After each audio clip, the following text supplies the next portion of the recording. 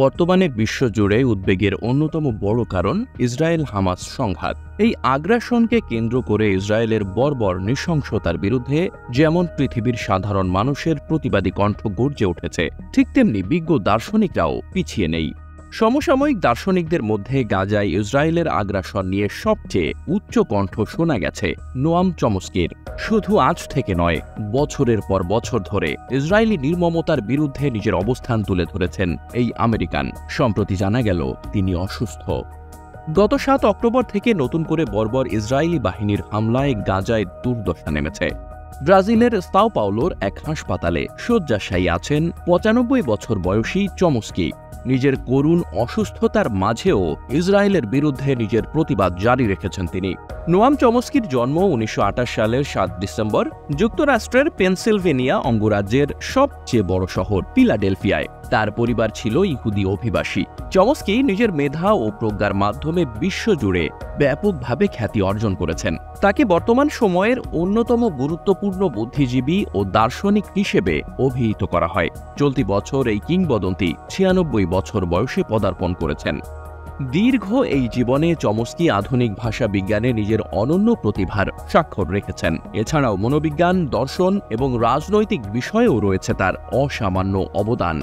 ২০১৫ সাল থেকে ব্রাজিলে বসবাস করে আসছেন চমস্কি দম্পতি। গত বছর জুনে স্ট্রোক হয় চমস্কির। এরপর থেকে স্বাস্থ্যের অবনতি হতে শুরু করে। এখন ব্রাজিলেই চিকিৎসা চলছে তার। জীবনের শেষ দিকে বয়সের ভারে নৌজো চমস্কি ভোলেননি ফিলিস্তিনি জনগণের কথা। গাজা যুদ্ধের ছবি দেখে বিছানা থেকেই বাঁ হাতের মুষ্টিবদ্ধ প্রতিবাদ জানাচ্ছেন তিনি। চমস্কির অবস্থান জানতে যোগাযোগ করে টিআরবি নিউজ। ইমেইলের জবাবে গাজা দুর্দশা নিয়ে চমস্কির মনের অবস্থা জানিয়েছেন তার স্ত্রী ভ্যালেরিয়া। সেখানে তিনি জানিয়েছেন, ব্রাজিলের সংবাদপত্রে গাজায় ইসরায়েলি হামলার খবরে চোখ রাখছেন চমস্কি। সোমবার ব্রাজিলের সংবাদপত্র পোলহা দে এস পাওলোকে দেওয়া এক সাক্ষাৎকারে ভ্যালেরিয়া জানান, তার স্বামীর কথা বলতে অসুবিধা হচ্ছে এবং তার শরীরের ডান দিকে কর্মক্ষমতা কমে গেছে।